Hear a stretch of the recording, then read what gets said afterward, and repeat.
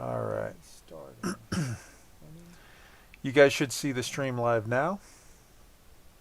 Still waiting. There was a few second lag last time though, but let's see.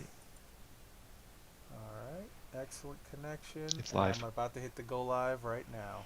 All right. I can hear me fine. No echo. I'm waiting to hear you guys talk. Hello, hello. Can you hear Hello, me? hello. Okay. Good evening, everyone. You guys should see the stream live now. All right. Still Are waiting. you hearing any echoes on your side? Lag last time though, I'm not hearing any echoes.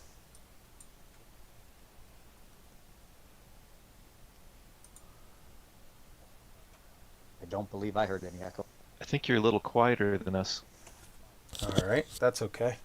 I'm all right with that. Let's see here. Let me just check this last thing with the sound levels. Your side? I'm not hearing any echoes. Okay. Awesome. Sounds good. All right. Tangent Revolution, thank you so much. Than us. All right. That's okay. I'm all right with that. All right. I'm muting now because I don't want to hear the feedback of it while we're doing this. But everyone said it was good, including Tangent, who thank you very much for joining us and being our official sound level check guy. You were the guy that caught the very first time that it screwed up, so I trust you. All right. Welcome, and hello. Welcome to Elite Week, episode number 14. Today, Friday, June the 5th. In this episode of Elite Week, we have with us today myself, Kai Zen. We've got Roy Cookson. Say hello, Roy. Hey, everybody. Good evening. We've got Tweaked74. Say hello, Tweaked. Good evening, everybody. Hope everybody's doing well out there tonight. And you know what? Because I like to keep it to like 3 guys just because it feels good. But for this is going to be a big blowout episode. Unmute.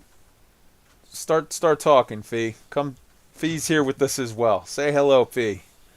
He's on a delay because he's hearing it from the stream, but he's about to hear it, and then he'll come join us, and he won't have a delay from here on out.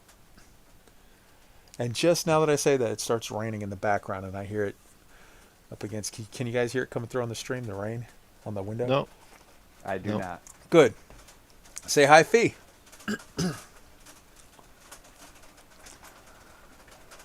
So going on, everybody? All right. Hey, Fee. All right. We're hearing everybody. Good. Beautiful. I was hiding behind the scenes, but you called me out, so here I am. Yeah, man. Yeah, man. So Behind the curtain.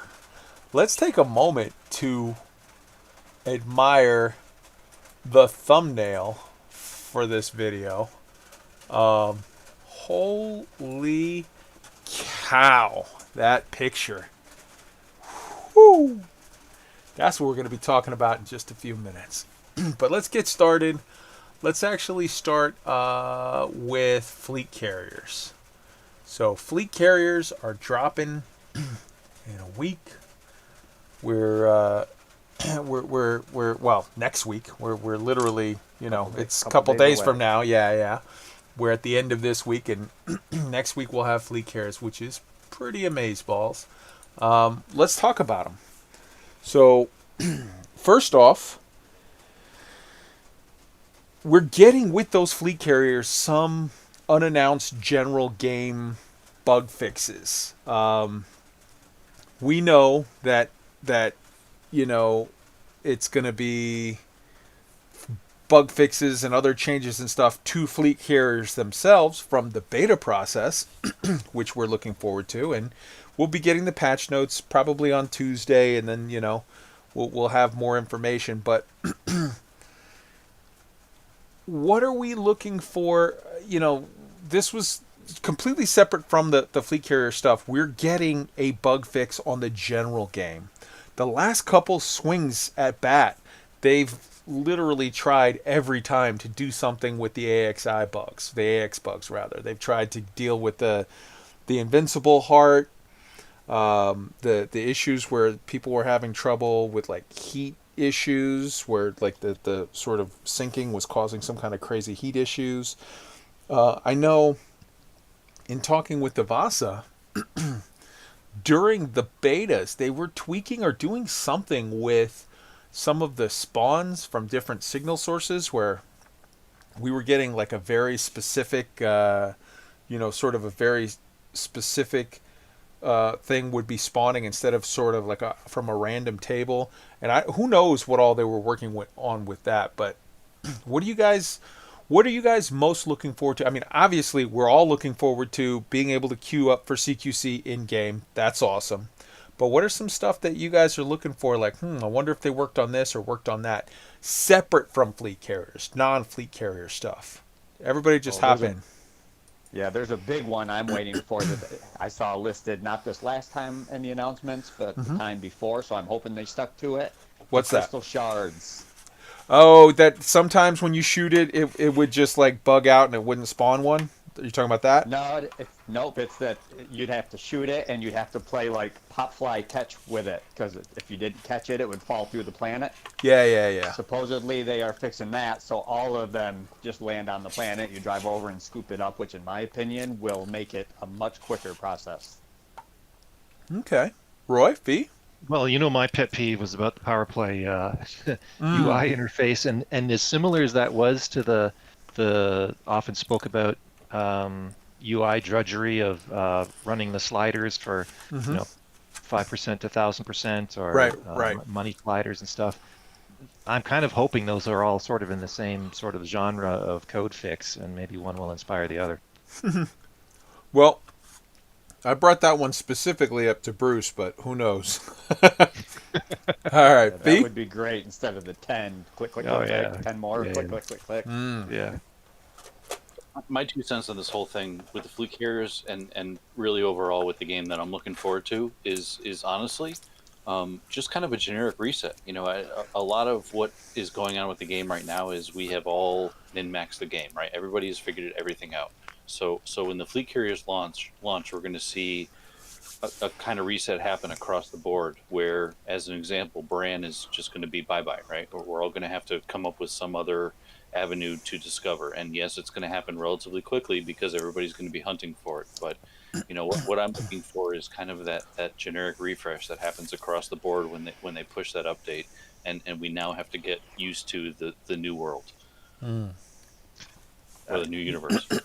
I think the other one, you mentioned it a few weeks ago, Kai, was the other shoe to drop here presumably is some reason to use fleet carriers for something. Whether it's a new narrative in the Thargoid story or something. And so I'm really interested to see where that goes. Yeah, I know we talked about it a couple of weeks ago, Kai, and I don't want to steal all of the thunder here, but the thing that occurred to me in thinking about this over the past couple of weeks that I don't think I've heard anybody talk about is what if, now that we all are going to have our own capital ship, so to speak, if the bugs start to attack us. It could be any sort of change. So you got to figure a couple of things. Number one, the Thargoid storyline has stutter stepped hardcore, presumably tied to fleet carriers. Presumably there was some reason why they wanted sort of the product itself, the platform itself, the mechanism of fleet carriers, and the story to coincide. That hints at some form of escalation. In addition to that, obviously, as we'll get to later today, Odyssey is just around the corner, and when it comes, they're going to need sort of presumably some ramp up of storyline to get us to sort of some of the changes that are coming. And so, yeah, I mean, that burn the bubble or us burning their area in Coal 70, one way or another, there's going to be some sort of change, some ramp up, predictably, of storyline to get us to there. I mean, I'm looking in the chat with us live on the live stream. We've got Tangent Revolution, Spatchlow 7, Great White Buffalo, and I'm seeing Tangent specifically looking for. He wants some more module storage. He wants some more, he wants the ability to have some more, I guess, presumably engineered modules, because you can sell them back and forth, but he wants more module storage for his stuff, and I would like to see. I would like to see basically something on the story front to lead in. Now, when we get to Odyssey, there's a lot more to come, but to get us between now and Odyssey, I would like to see the story come back on in some way, and however we get there, just something. Um, I'm holding out a little bit of hope for a couple of things, not fleet carrier tied. I really would like it if they fix the issue with the AX stuff. That would be great. That's the best outcome. Even if they fail, I would like for them to take another swing at it this round. I would prefer that to not having them take a swing at it, because if they take a swing at it, then we can continue to say, look, the last like 3 patches they've tried at it. That shows that it's a very high priority. It shows that they haven't forgotten about it. It shows that they're on it. So I would very much like for our AX brothers and sisters, whether they're in the Hand or or AXI or the Hive or Haxcom, wherever they're, whatever group that they are in, I would like for them to be able to at least hang their hat on the fact that they know that Frontier has not forgotten about them. So I would very much like that. Kai, do you think we should read anything into the fact that they're launching fleet carriers on the 9th? I mean, there was a lot of speculation it'd be later than that, and they need to hit the early end of the range. Yeah, I'm not going to read too much into that, other than to say, you know, they're killing it. They're doing a good job of you know, getting. They've done an excellent job with fleet carriers all around through this beta process. The beta process started incredibly rough, so that part I'm not co-signing on that. But from week 1 of the beta, like 5 days in, when they announced what their first round of changes would be, from then till now, man, they've been killing it. They've been killing it. So hats off to all of the people that have been working so hard on that. For me, I'm kind of holding out a little bit of hope that there's going to be a surprise, like, hey man, we gave you bookmark folders, or something. But it's I see in the comments that Galaga Champ is saying, you know, hopefully we at least get a Galnet article about carriers. I would hope so, and more so going forward, I would hope that we get some more lore stuff and stuff to ramp us into things. Now, and that was the one question I had, Kai. The one question I have, and maybe this has been answered in the forums and I missed it, but is Odyssey New Era? it is. It absolutely is. New era. Well, so we want to be clear on the terminology. A year ago, Frontier was calling it New Era. For the last 3 to 4 months solid, they've been calling it Next Era. They transitioned, for whatever reason, their nomenclature from New Era to Next Era. And then as of Wednesday? Was it? Yeah, as of Wednesday morning, when sort of this whole little hilarity started, it's Odyssey. So now it is what I call it EDO.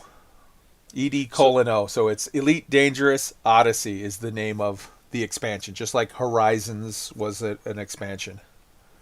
Okay, so the whole reason I'm asking that, maybe people are seeing this coming, but the whole reason I'm asking that is because with the video that we were presented this week, we saw a snapshot of what is to come, and obviously there are significant gaps in what we've been talking about with new Next Era, on what could possibly happen there, and what we saw.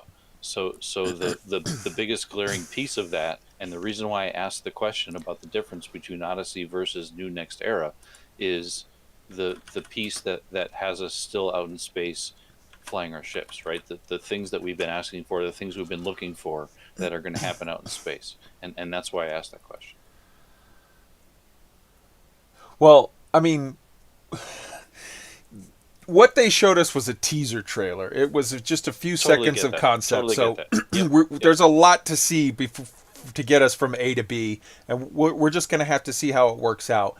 But presumably, hopefully, not only will there be more in the sense of like a full trailer and more explanation and yada yada as well, I believe we need to get some ramp up of story to get us from A to B.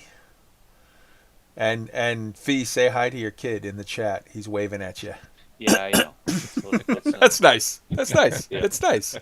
That's my boy. All right. So let me ask you this. With regard to fleet carriers, okay?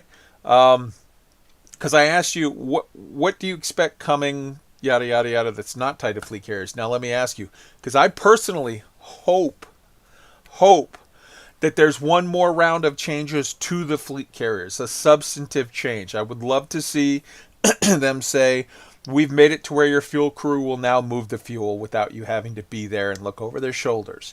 I would love for them to say, to me, that the fuel crew being able to move the fuel without you being there, that's necessary. The second part, we would allow you to schedule multi-jumps. I would like that, but honestly, I don't need that one as much. I can understand there has been some people, very smart people, who have said they don't want us to be able to sort of schedule 10, 12, 15 jumps and have the crew just execute it. They want it to require more executive oversight from the player. Okay, I get it. I would prefer to have my crew that I spend millions of credits a week on be able to follow simple instructions, but all right, I get it. But you gotta give us the ability to move that fuel. And I'm holding out hope because I have a little bet with Dunkel Aura and Down to Earth Astronomy, that I hope they move it to 3x on the fuel efficiency from 2x. So I'm still holding out hope that on the day of, with the patch notes, and at this point it's a long shot. I was confident when I made the bet. Now it's looking like pretty much, I would say, 9-1. I'm going to end up having to buy Dunkel Aura a Down to Earth Astronomy mug. But hey, I'll pay up. I don't welsh on my bets. But what you guys go around the horn. What if you could get something changed to fleet carriers specifically for the drop, some little surprise that it's like, oh yeah, we've given you this. What would you want? We'll start with Roy. Yeah, I mean, so I'm just thinking back to the experience I had in beta. I took a fleet carrier out to a system, one of the systems I discovered on the Distance Cruise expedition. It was about 22,000 light years. So it was a fair distance between Colonia and Sagittarius A-star. And the thing that really surprised me was I had kind of written off how easy it would be just to buy fuel.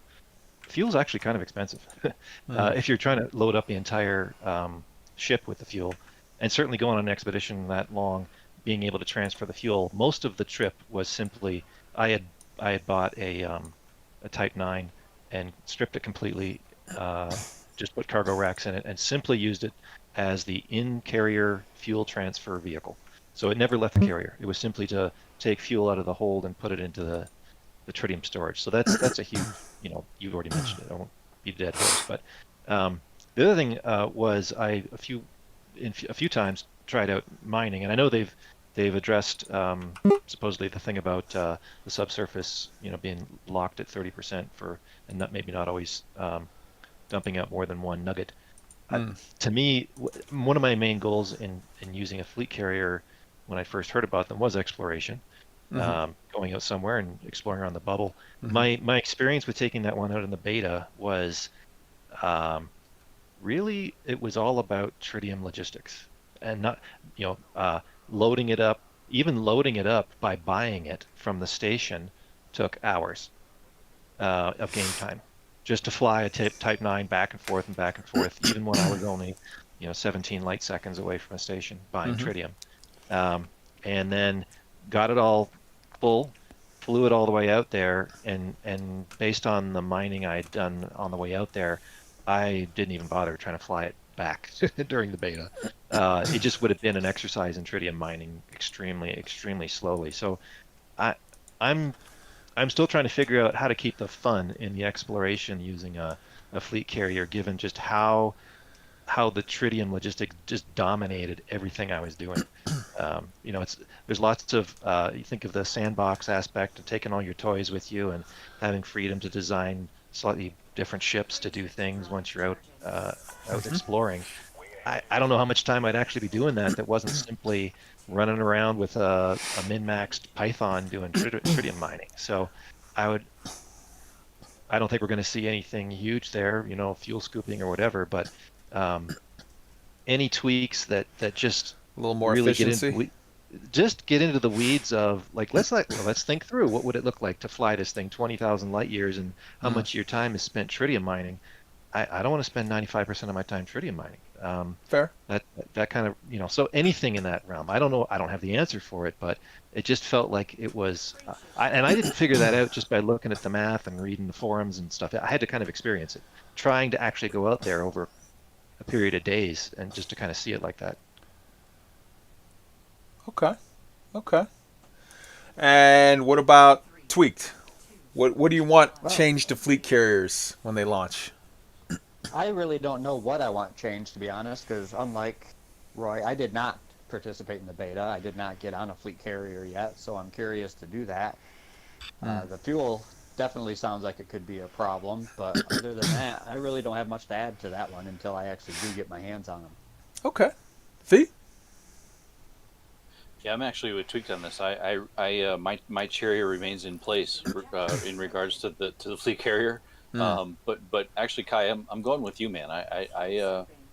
From an automation perspective, I would love the ability if I'm spending the amount of money and resources that even Roy spoke to. mm, I want the ability for my carrier to have some level of automation or autonomy, where I don't necessarily have to be there micromanaging it all the way.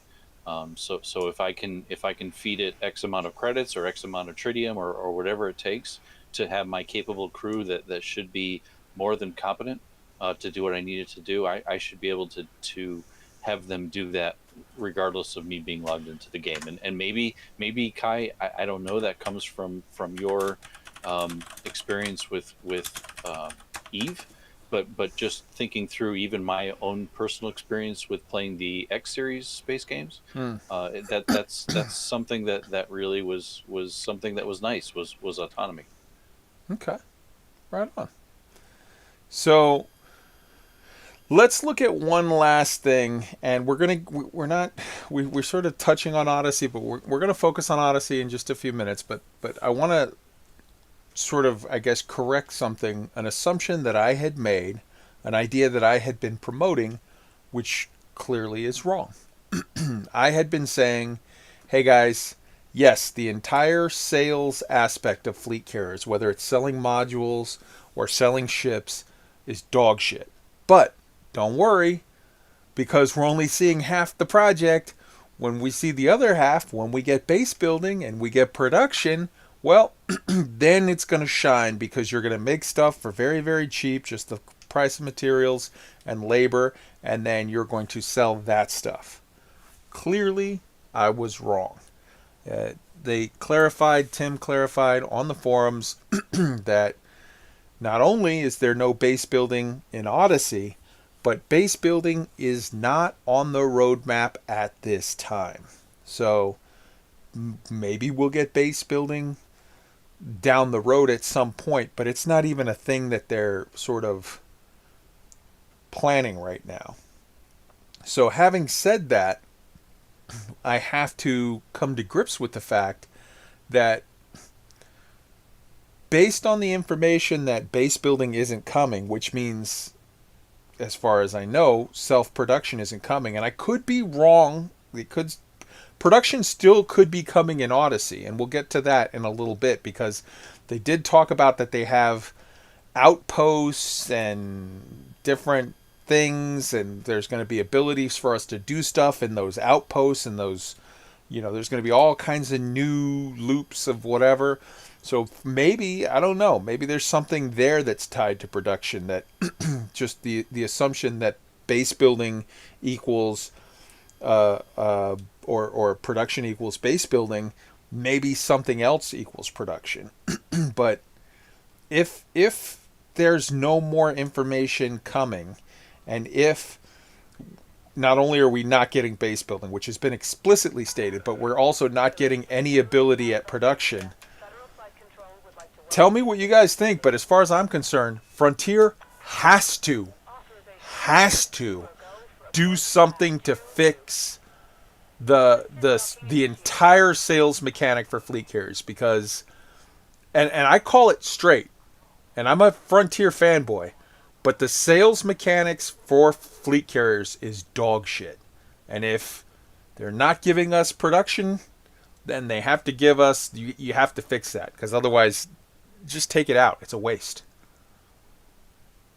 I wondered if they do get to a point, and it's been brought up in the chat. I think Tangent brought it up about, can we have really granular control over what we stock in the modules and in the carrier and the ships, I would assume as well.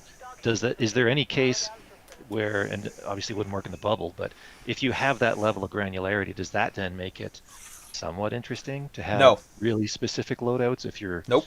I don't know, I'm stretching here, trying to find something where, because Nope. yeah, obviously you need to be able to sell below market to really incent people. I'm wondering if there's a scarcity or Nope. specific availability scenario. Nope.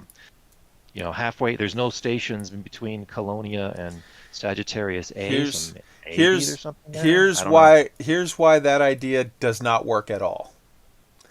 The only way where me selling something at way above market price so that I make a decent profit and you are still willing to pay that crazy above price is we're way out on the ass end of the galaxy. And if we're way out on the ass end of the galaxy, then I can sell 3, 4, 5 ships before I completely run out of product and have zero way to replenish. Yeah, agreed. That's what I was thinking. It's a real edge case. Like, can you be somewhere close enough to Colonia? That's really the only thing I can think of, where there's already some scarcity and availability of certain things, and you put yourself on a path where you know people are traveling anyway, like Colonia to Sagittarius A, or if there's, who knows, new narrative and it drives people to some other location, and you can become the general store that's in the middle of nowhere, and you already have a path of people. Because if you're in the middle of nowhere, no one's going to be there anyway. But if you're on a path, maybe, I don't know. I don't think I can make those ends meet, but that was the closest I could get. Yep. Nope. But if you're going to do that, you have to be the first fleet carrier out there to even have a chance to make that work even. I don't think we've seen how the commodity market, how any of that stuff is going to affect the game until a week, 2, 3 weeks after they actually do launch and everybody's using them, how they're going to use them. After my experience in the beta, honestly, I think the real thing, the only commodity that's going to have a market is tritium. You get a fleet carrier out in the middle of nowhere, it needs tritium, and you could, if you can work out a way to logistically support that, to sell it to people who don't want to sit there and mine for hours and hours and hours themselves, maybe there's something there. But not modules or ships. Well, I think the fact of the matter is that we're dealing with the variables that we only know about right now, right? And so dealing with those variables, dealing with the experience that you all had during the beta, is what we're dealing with right now. And the fact of the matter is when the fleet carriers launch and everything else occurs on the 9th, as we are anticipating, there may be additional things that happen, and we've talked about those things. We've theorized that things may occur once fleet carriers launch. We've talked about the AXI stuff over and over again. We've talked about all the other elements that may occur once we all have fleet carriers in our armadas that we can now have as part of the story, and so really what I'm getting at there is that once those variables change, once we have additional variables in the story, now we may find ourselves not just heading out to Sag A and Colonia, where you need to have a fleet carrier, but we've talked about this. You may need to have one or more fleet carriers headed out to Guardian spots. You may need to have one or more fleet carriers headed out to the coal sector, as you've talked about, Kai. that there's going to be other drivers that are going to occur that perhaps um, the Pilots Federation may drive with an increase in Thargoid activity that is going to push this story, or going to push our activity with the fleet carriers, that is really going to also contribute to what we do with those fleet carriers. So I think, we have to be patient. I think we have to really wait and see. I would like to be an idealist here and see that Frontier has plans for this big story, which is the whole reason why they held out on us, going back to October and December. And let's just see what happens. Okay. I think that's a fair point. I think the other point, though, is that there's nothing about sales right now from fleet carriers that people are anxiously waiting for the 9th to go do. So it's going to rely on that new narrative or that new emergent gameplay, or, I suppose we could obviously be having a failure of imagination to come up with what is it that they have in store for us. And I sure hope, I'm looking forward to it. It's just not obvious right now, of course. I honestly think the fleet carriers are here for when we get Odyssey. To Okay. be totally honest. Interesting. All right. Well, we're going to table that. That will be what it'll be, and we'll find out part of the answer to that on the 9th when we get the patch notes and we get to rip through it and see what, if anything's changed. We'll get to see some of that in the next couple of months as we see how emergent gameplay is dictated by the real life, once they're out and it's not sort of beta. In beta, everything's crazy. People get them, and some people just stay parked in the system and tweak and play and tweak and play. Some people get them and immediately run as fast as they can in one direction. People do all kinds of stuff, but it's not real at that point. I mean, I was giving away billions and billions of credits and doing all kinds of silly stuff just to help friends, whatever, because it was funny money. It gets reset in a couple of days. This is different. Now we'll get to see the actual emergence, and then to the point of a couple of you, I guess during Odyssey we'll see maybe more how it fits in with some of that. But we'll go ahead and table that, and we'll look forward to next week bringing us some good stuff with the notes. If nothing else, we can get to see some stuff. I want to bring up one quick note. This isn't really sort of a topic for discussion, other than just to real quick address it and just put it out there. Jalaman sent me a message. Kai, a while ago during the distance cruise, I submitted the system to the Galactic Mapping Project in Jello's daughter's name. It just changed, and it was accepted as Evelyn's Distant Sanctuary. If I'm reading one of the other moderators' posts correctly, there are less than 10 known systems like this. I PM'd Jello to let him know. I think I talked to you about it a while ago when it first came up. He had, in fact. So, just for those of us who were there for the distance cruise, and obviously for Jello and for his family, and for his daughter who has passed, this is such a beautiful tribute. And it is a lasting legacy, a beautiful sort of thing that will exist in the Elite Dangerous universe for forever. So much love to Jello and his family. Much love to Jello Man for that very, very beautiful tribute. And it's awesome that the Galactic Mapping Project accepted that and put it forth. So big salute. Well done. Yes. Okay. So let's move real quick and dispense with the Galactic, the Turning the Wheel project. We got a lot of information with regard to the first couple of days on Shinrarta Desra, which was sort of, we had looked at it as, we're going to try a big push. We're going to push it hard, and then we're going to find out some metrics. And we'll decide whether we're going to keep with that push or we're going to pivot to LFT at that point. And what we found was this. You can't really just push Shinrarta Desra like any other system. Shinrarta gets so much traffic that the way it works is there's only so much like mission points or whatever a system can get on a particular day. before it goes to diminishing returns. It maxes out and it says, okay, it's full. And because of the massive amount of traffic just from randos that aren't, they're people that play this as like a single player game. They come home and, you know, they don't know us. They don't know Obsidian Ant. They don't know Lave Radio. They don't know Down to Earth Astronomy or Plater or the Burrs. They don't know any of this. They completely, you know, sort of don't pay any attention at all to. Is that possible?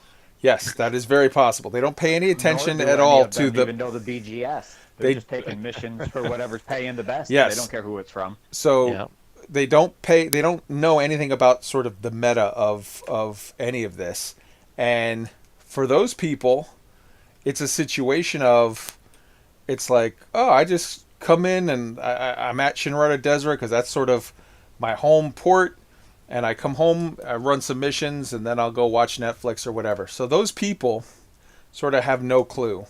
And they do enough randomly by just picking whatever faction they're going to do stuff for that all of the factions max out. So when we were doing stuff, we weren't really doing all that much because it was like, hey, it's already maxed and we're just pushing the diminishing return. So what we're going to have to do is come back later, and we are going to come back later with it, but what we're going to have to do that, and when we do, we're going to do targeted missions where we're like attacking the other NPC factions. We're doing stuff against them so that we can actually progress it. But for now, we've moved on to LFT, and since we have, and we've focused all of our efforts there, we've basically, for the last 2 days straight, maxed the tick. We have gotten as much as you can get, you know, for doing that. So it's like we're getting like 8% a day, and we're basically like 2 days away from just like triggering the election with the Green Party, who is in control there. And once we do, we're going to win that election, and then we're going to expand from LFT, and we're going to start working our way towards Sol. And we're going to, you know, do phase 1. Once we finish phase 1, we will start on phase 2. And then at that point, after phase 2, I think we'll come back and we'll do the targeted sort of run. We've got a group that we've started called the Rabid Hamster Assault Force, because it's hamsters spinning their wheel. So we're turning the wheel, yada yada. So that group is sort of going to be doing stuff like smuggling to attack, you know, the owner's influence, or selling at a loss, or, you know, sort of attacking groups or failing missions. There's stuff you can do where you take a passenger mission for the other team, and then you get one where it's like, hey man, these guys are real picky and they're finicky, and then you just bang your ship back and forth across the side of the station so that you'll fail. And there's different things like that. There's weird little BGS stuff that are not cheats, but they're weird little Counter BGS, that's called. Yes, and we're going to be doing that stuff. But for now, we're 2 days away from an election. We're killing it. The project is just picking up more and more steam. You know, it was on Hutton. They were talking about it on, you know, they talked about it on Guard Frequency last week. We talked about it. I was on Lave. It's been everywhere, and I'm getting videos and stuff from people. We're up to like almost 700 people in the Discord.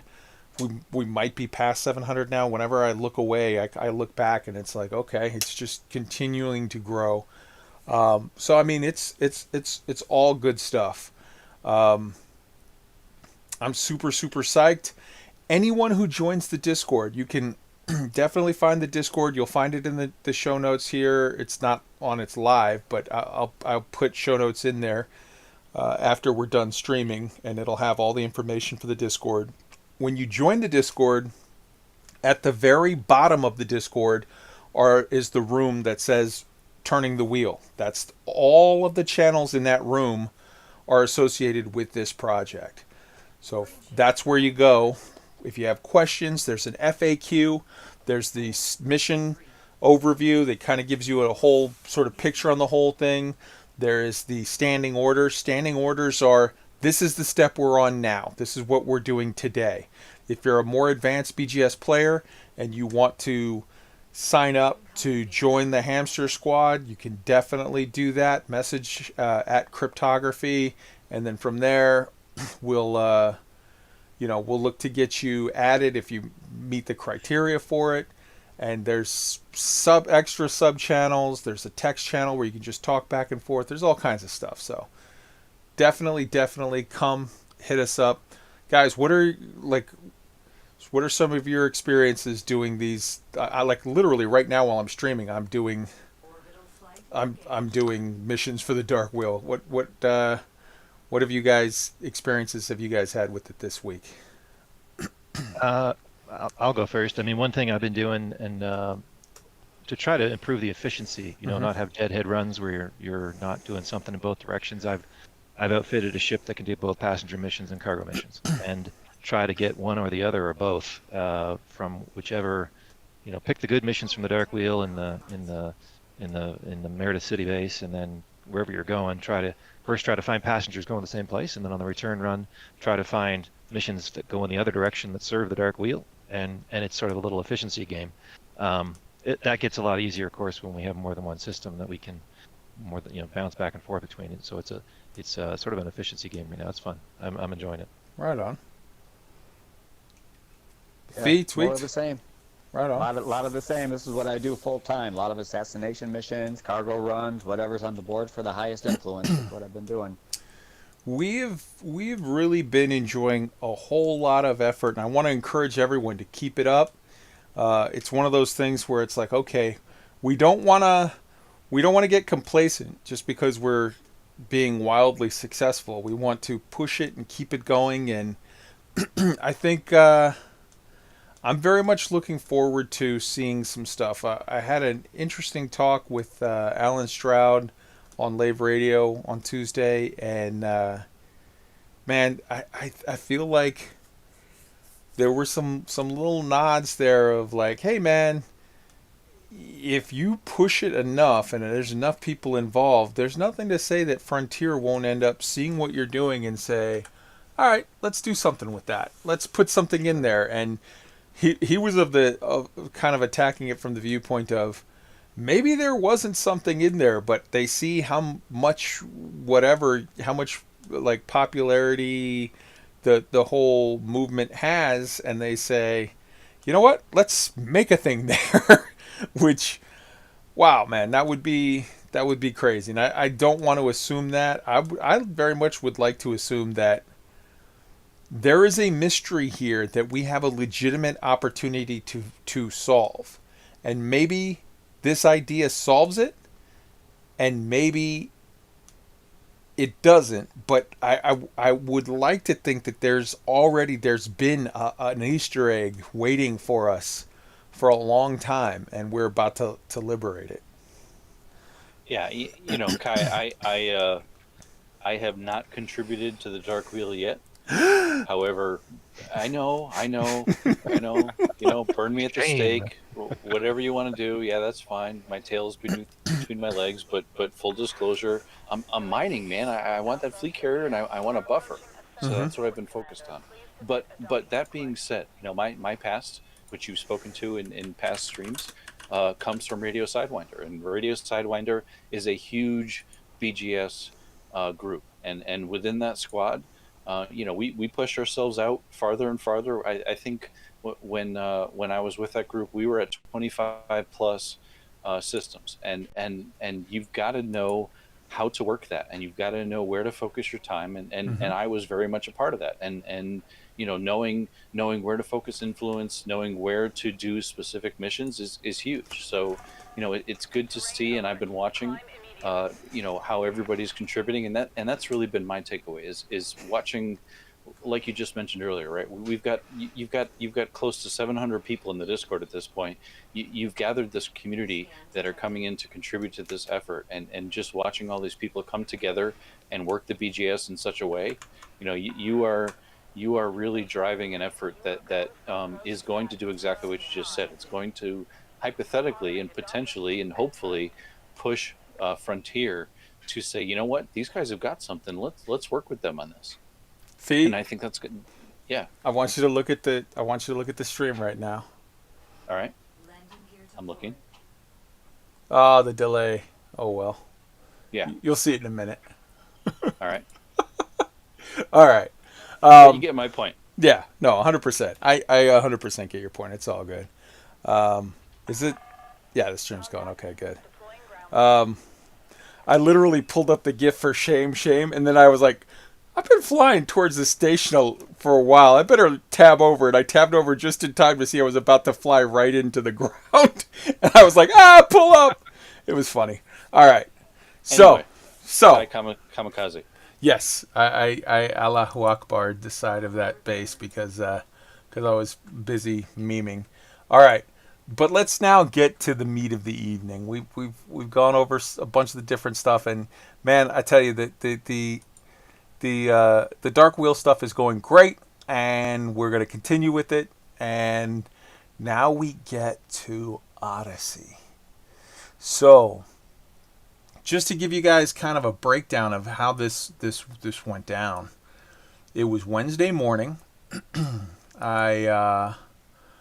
I got up. I was getting ready for work, getting stuff done, and all of a sudden, my Discord blows up, and I'm looking, and I'm seeing it was nuts. So basically, what happened was Frontier posted the video, or listed the video. It was public. I don't think it was supposed to be public. They immediately pulled the link down, but by the time they pulled down the link, people had shared it. They had already pulled the video and had it separate, and then Frontier basically didn't say anything for about 2 hours. They obviously were having some sort of, I think, panic meetings where what the hell do we do? And then they relisted it, and then very shortly after, they posted the full actual sort of public announcement. That's what the word I was looking for. And then it was an hour or so after that it was up on Steam. Now, obviously, this was not something that was whoops, this wasn't supposed to come out for 6 months or whatever. It was supposed to come out soon, but I don't think it was supposed to come out that day. Or if it was, it wasn't supposed to come out for several hours later. And part of the reason why I say it wasn't supposed to come out that day is just from a building hype standpoint. It's like we're a week away from dropping this thing that people have been waiting on for a while. It would have been sort of smarter for them from a PR standpoint to maybe, I don't know, you could argue different things, but it seems to me like you wait 2 or 3 weeks after Fleet Carriers launch, and then you hit another wave of sort of PR. But anyways, however, I disagree.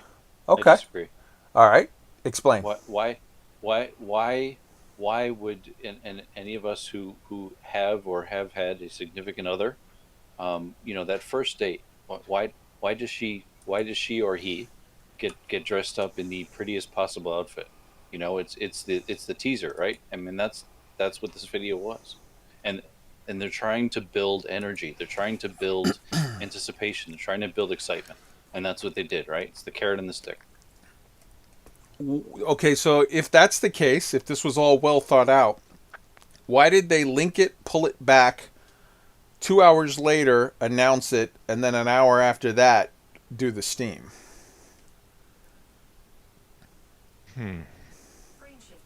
I think somebody hit the wrong button and released it a little sooner than it was supposed to. I think they were trying to get everything lined up and ready to go, and somewhere somebody did something wrong, and it got out a little early, and As they Yeah. say, the cat was out of the bag, so they ran with it. Yeah, Yeah, that's what I'm saying. I'll go with that too, but at the same time, even going back to what you said earlier, Kai, there are people that like you and I mean, everybody that's on the stream right now, everybody that's listening to the stream, everybody that watches, Don Earth Astronomy and Burr and everybody else, we are the dedicated fans. We are the dedicated people that play this game. We love this game. We live and breathe, and this game is our life, right? We are effectively no lifing this game. But then there are the randos that don't really do that, and those people may not necessarily have had that necessary reaction to it, and at the same time, if that bait was thrown into the water, that's going to make them into the people that you and I and everybody else is. You know what I'm saying? Like it was very much a marketing thing, to increase that community of people that love this game. I think there's some insight there that it's really different audiences.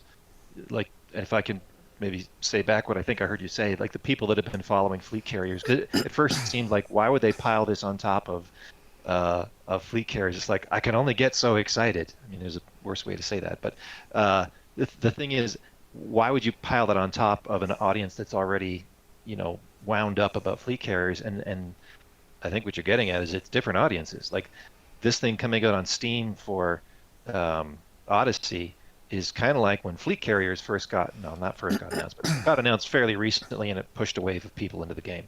It would make a lot of sense if the way the Odyssey teaser came out, if that's being followed up, every now you've got people frothing at the mouth to jump into the game and maybe get ready for it. Yeah, This is FDev's chance right here, with even just this teaser alone, to steal some customers away from No Man's Sky, Star Citizen, and other games like. Hey, Tweaked, I was going to go there, and I was hesitant to do that, but you're spot on as well.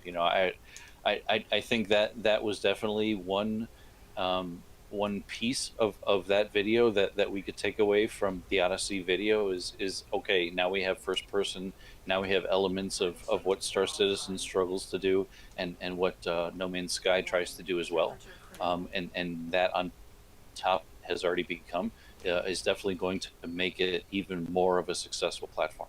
But I think also, like I was mentioning, and what Roy touched on as well, is the teaser on top of what we already have, the capability that we already have, and trying to pull, also, if you think about it, trying to pull another group of players into the game. When I was reading the verbiage for what the Odyssey description was, my first takeaway was tactical FPS. Okay, so we've got the Rainbow Six folks, we've got maybe, and Kai, you've touched on this, and I'm feeling so very dirty for this, the Fortnite folks.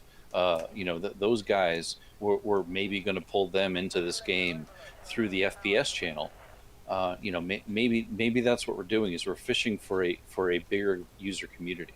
So again, we as an established space sim, spaceships player group, have our place in the game, and beyond increasing our excitement on top of the fleet carrier excitement, maybe what this marketing piece was doing was also pulling in a piece or a segment of the gaming community that we do not fill. Kai, you yourself, we've talked about this over and over again, right? We don't like running around and shooting people in the face, because that's not our thing. We'd rather fly spaceships. I think this may have been also a ploy to get into a different channel within the gaming community. I can see all of that. I can see all of that, but none of that has anything to do with the way that they released the announcement of it. That was the whole point of what I was just talking about. I think you have to separate, was this a 2-hour mistake versus was it always supposed to come out today, or Wednesday rather? Are they days early or hours early? Yeah, it could be. I think at the very least, I don't think it was hours early. I think at the very least it was days early. It could be that it was a week or two early. The reason why I think days early is because this weekend, right, like literally in just a few hours starting Europe time, there was supposed to be some big, video gamer, there was a thing that was going to be a physical event, and Frontier was going to be at it, but because of COVID, it was canceled and turned into a virtual thing. And I think maybe it was supposed to be that. I don't know, but you know what? Here's in the end, all of that is just speculation. Sure. So, okay, whatever. But the fact of the matter is let's get to the meat and potatoes of it. The thing that dropped was awesome. I was like, you know, super stoked by that. Obviously, what that showed us was starting off, they're approaching a planet with an atmosphere. You can very clearly see the atmosphere. It's it's right there on the planet as they're approaching it, and then you see a man and a woman walking with weapons on a planet. A anaconda flies by, so that gives you some good scale. They're walking away from a cobra that they've parked. They get to a what do you call it? They get to like this sort of spot where they're jumping around with their jetpacks. They're looking down at a sort of landing pad outpost that the anaconda is landing at. You can see, number one, blue skies, very clearly atmospheric. You see dust effects, particles, dust blowing around. Again, atmosphere. That planet that you're looking at, that is a low atmosphere, rocky, barren world. So what you're looking at there is a Mars-like world. You know how you have Earth-like worlds? That's a Mars-like world.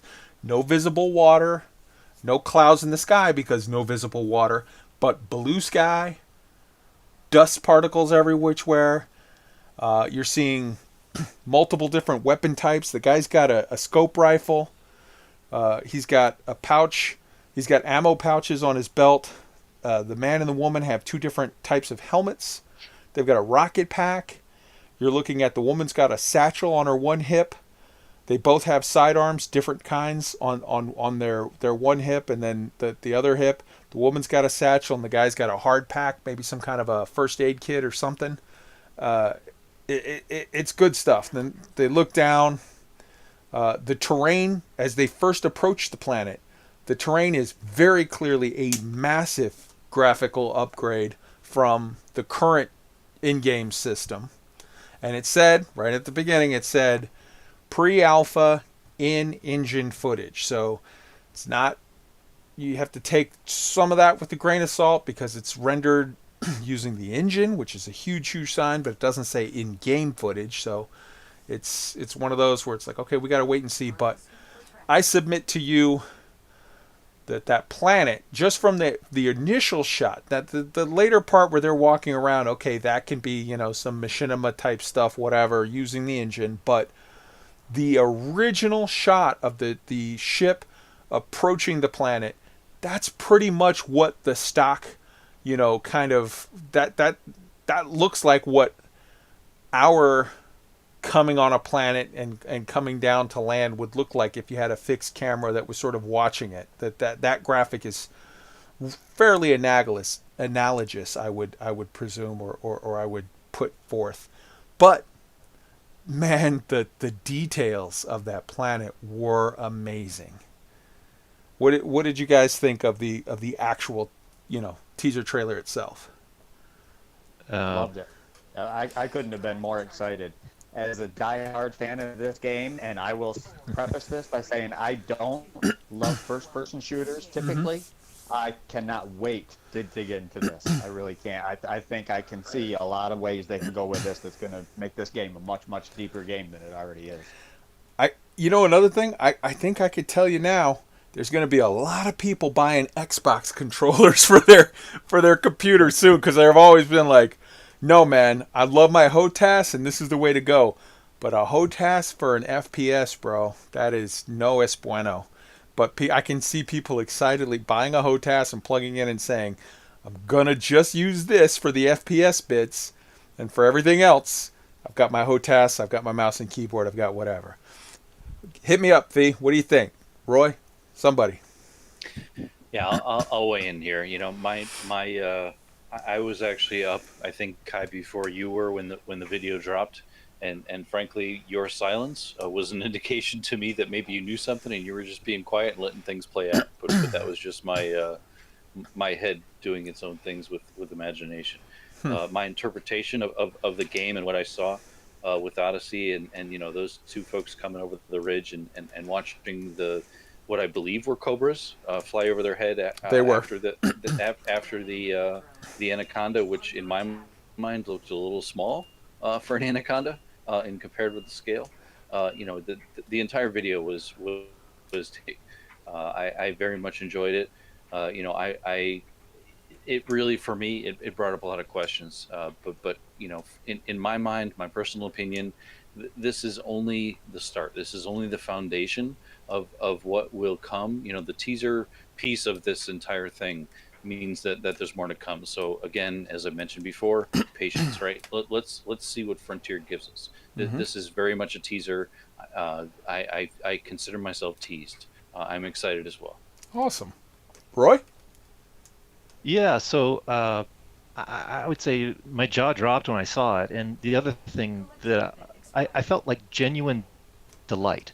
I wasn't expecting to see that day. No one had predicted it. It was a Right. genuine nice surprise. It's I don't know. It's maybe it goes without saying, but I think we get a bit jaded about how much we often we sort of seen it before we see it. And this was something that actually surprised me, and in a delightful way. I just sat there just taking it all in as I was watching it, and when I went back, I watched it a bunch of times now and trying to pick apart, like, well, what can we get out of this? Like, what kind of things that maybe look obvious, but does it actually mean there's some new feature? I saw, I mean, it sounds obvious.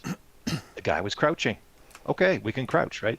The guy, there's some implied stealth, maybe implied cover mechanics. I think, like you were mentioning, trying to pick apart, like, okay, what's different on his armor versus her armor? And there's lots of differences. Like, I guess those are all different inventory slots and things. And does the fact, I don't know, maybe this is a stretch, but does the fact they're together and then there's ships flying over, can't really tell if they're part of their crew or not, but is it wing plus multi-crew, by definition working, if that scenario is working? So yeah, I really was delighted by it. Maybe mostly because I wasn't expecting it, and so it was just a genuine delight to be surprised that way. Right on. Right on. Yeah, I definitely think that so to answer Fee's question of like, did I have some insider information and I was staying quiet? I was busy with work, man. That was my situation. I didn't really get a chance to dig into it until well after because I was busy with work. But yeah, to your point, Fee, yeah, there's some mechanics there. I also felt It's like the anaconda was huge, but it seemed like, should it be a little bigger? And then it's a question of like, was that a question of the scope of the size of it, or was that really more put towards like the fact that there's two things about the anaconda that sort of are easy to forget if you don't see it up close. And the first is it's big, but the second is it's fast. So it could have just been that to us where it looked like it was just kind of, creeping along there. It was still moving at a good clip, in which case, maybe that sort of handles that. I do think with regard to elite feet, space legs, whatever we're going to land on eventually, I think that I feel like the biggest excitement to me, and this might sound dumb to people, but one of the biggest points that I find interesting about Elite Feet is that this will be the first time that we really get an accurate representation of scale and perspective of these ships. You can look at a ship like a Sidewinder and it's like, oh, look at that little bitty ship. That ship is like the size of a house, man. That is not a small thing. That's a building size thing that we're flying around in. And then when you look at something like an Anaconda or a Cutter or a Beluga or a Vet, man, these things are massive. And we sort of lose sight of that. But let me tell you something. You are going to know that sort of when you get out of an anaconda and walk around it for the first time, you're gonna really, really feel it, and more so the first time that you're driving up in an SRV, like at a distance, and you see an anaconda parked there, and then you see two little dots next to it, and then you realize, oh, that's people. That's that thing that looks like an ant. That's a person next to that anaconda. Like, that's gonna really change the weight of the universe to us, of the different ships that we have.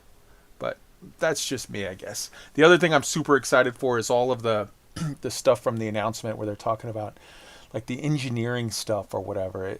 It would be Social hubs. amazing. Yes, and I 100% agree with Tangent in comms where he's talking about like, man, imagine those detailed terrain that we saw from that footage. Imagine that, but like flying an eagle, or through canyons or Canyon whatever racing. of that. Oh my God! Yes, I want to go to there. All right, so we've covered now the actual trailer itself, and we've covered the weird, quirky way that it sort of dropped, didn't drop, came back, announcement, other stuff. Like, okay. Let's get into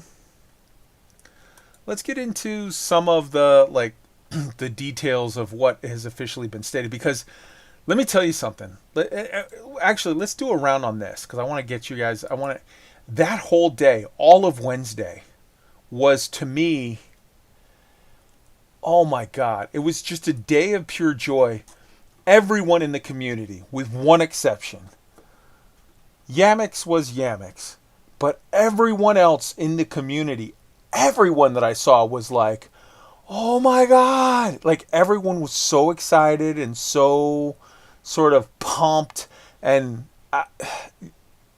how did you guys feel that whole day? Because I felt like a kid at Christmas, man. I felt like a kid on Christmas if Christmas came at a random time of the year. Yeah, like, it was like a surprise It was Christmas. so surreal. Yes, it was surprise Christmas. Guys, Fee, Tweaked? Yeah, no, I mean, the community was just buzzing like crazy that whole day, and really the Thursday, that was Wednesday. It was buzzing all day Yeah. yesterday on this. For the most part, it Yep. is ridiculously high, and I agree with all of those people. I think it should be. And Fee? What was going through my mind is, and I've alluded to this before, but I'd be shocked if there was this big release and then we didn't hear anything for 6 months. Like, I truly believe this is the beginning of a continuous communication around this thing, and that's gonna be awesome. Having that kind of, even though it's not real content, it's perspective content, and it gets people talking about things, and you can imagine things, and even start to prepare the way you set up what you're doing in game to be ready for it, and you just sort of, it's a real shot in the arm in a good way. Right on, right on. Yeah, I mean, my perspective here is what we've all talked about already. I'm assuming that I've got two parents. One celebrates the Jewish holidays in December, and the other celebrates the Christian holidays in December. And basically, I'm now taking advantage of both with Hanukkah and Christmas, and so with fleet carriers and now what we're going to see with Odyssey coming up soon. That's how the past week has been for me. Is holy crap! Not only do we have what's coming next Tuesday with the fleet carriers, but Odyssey is coming soon, and so the hype that is real, the excitement is real, and again, this is really going to get people excited about the game again, and this is a game that's what, 5 years old. Yeah. It's just amazing. So let's look at here. I have up on screen the actual image here, and we're looking at of the, here's the planet. Here is very, very, very clear. This actually was part of the one of the pictures that went along with the game contest, and we'll get into that you can win a computer contest that's going on. But you can very clearly see that right there is atmosphere. There is nothing else that can be other than atmosphere. Like that is. There's no arguing the point. That's literally, and some people say, "Well, it looks kind of thin." Dude, do you realize the Earth, the atmosphere is only, it's like 1/60th. This right here is a decent. This isn't even a weak atmosphere. This is a decent atmosphere. It just happens to be on a rocky, barren world. You're like, well, we don't see clouds because you don't have water sources. But Mars has an atmosphere. It's not breathable, but it has an atmosphere, and that's exactly what we're looking at here. But let's look at some of the other shots here that I had separated out for the thing. Here's a shot of it coming in. Look at the terrain effects here are incredible. And it's even blown up here, and you can see some of the, the ground shading effects and whatnot up in detail. And yeah, there's a couple little things here that if you want to get nitpicky, you could say like, oh, what's the deal with these lines or whatever. It's rendering. That's a pause with a zoom in and looking at like specifically like taking a snapshot. This was being rendered in real time as it was flying by, and it said it was early alpha footage. I think it looks great. Here's the guy with the rocket pack, and right here you can see he's got like a satchel there. And here is the base. You can see it really, really well. Here's the outpost or base or whatever that he's landing at. And it's with the freeze frame here, you can see there's the landing pad. Here's sort of a cleared out safety area for landing. Over here you have some structure, some building and whatnot. Over here you've got sort of those blast sort of protectors for takeoff and landing. Over here you have some form of a bunker. And then over here you have a sort of a larger structure. This is the largest structure of this little area here, which, again, I'm super, super excited. And this last shot with the anaconda in the background, which, again, it's hard to get the scale because you don't know how up that anaconda is. But this guy is very clearly holding a railgun. This is a personal railgun. I guess it could also be some sort of a plasma launcher or whatever, but it's not a standard gun. I think this is a rail gun. It looks like these are the rails to accelerate and throw a slug really fast. And that is a Gouda Maya. He is carrying, and the design here, this is very imperial. This is very, the circle within the structure, within the thing. This is a very Gouda Maya design weapon, and that looks like a Gouda Maya tag right there. And I'm just going to throw this in for those who have served. This guy's got really shitty trigger discipline. You don't put your finger there, not unless you're ready to actually fire. This is bad. No, don't do that. Kids, don't ever put your finger. This finger is supposed to be extended straight and resting right here until he gets to the point where he's in combat and wants to fire. Never keep your finger there. That's just dumb. Is all of this because of the delay? You guys are not seeing any of this matched up, and this was probably a bad idea, maybe? Or are you guys seeing it okay? Yeah. Oh, well. All right. So those were some awesome shots. And then after that, came...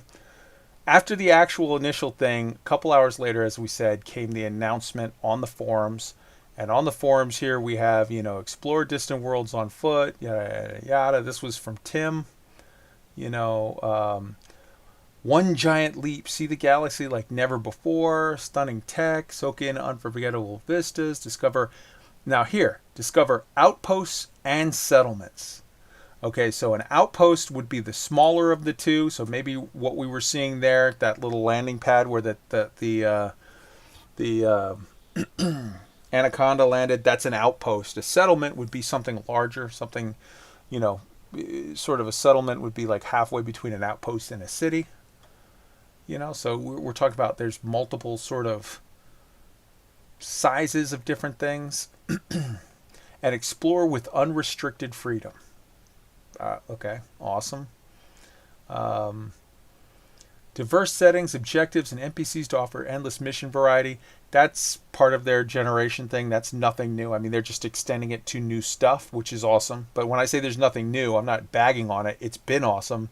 I'm glad that they're continuing to do that because it just gives you sort of so much more by way of like options and whatnot.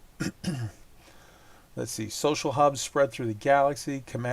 Social hubs spread throughout the galaxy give commanders the ideal place to plan their next move. I don't social hubs.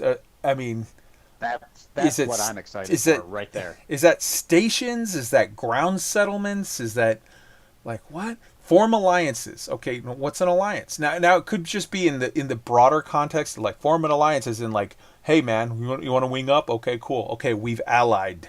But it could also be, alliances as in like, your group, like factions working together, and for all we know, this could be some form of a it's too early to speculate on all this. I feel silly now picking it apart, but I feel like, okay, we're landing on planets. There's going to be some new SRVs. This is a rifle with the scope.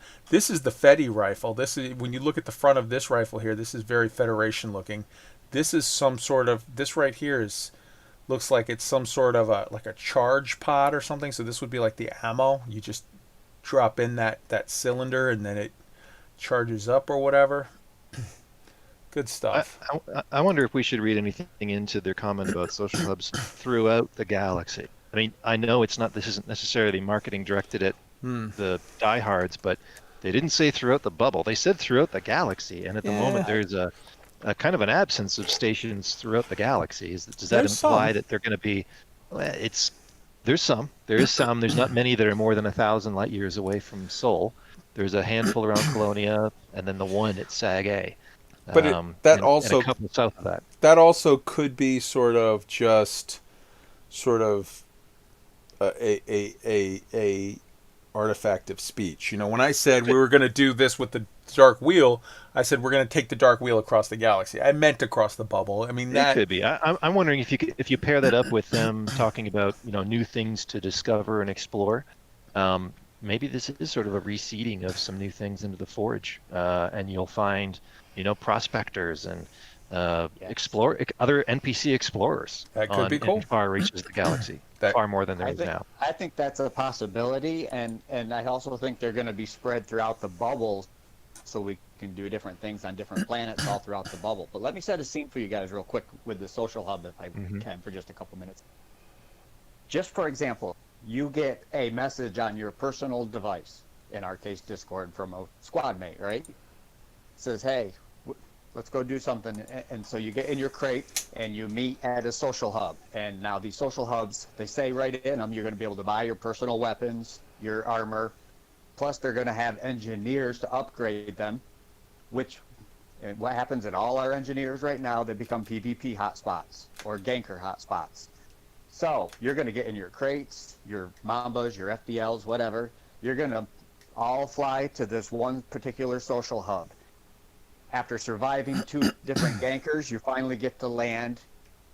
You meet up with your buddies in some dark dank bar or whatever it might be, and you go meet with a shady-looking NPC in the back corner who then says, hey, I got a job for you guys. I heard you guys would be good for it. And he slides you this thing that asks you to go assassinate a venerable general. Now, we get these assassinate missions already in our ships. In this case, we go back in our ships and we go fly to designated spot on that planet, and it turns into a first-person game where we get out of our ships and we have to infiltrate a base. We have to sneak in and either capture this guy or kill this guy, and just the style of gameplay that can come from these social hubs and then getting missions like that is going to open this game up like we could never have imagined it to be open. Could be cool.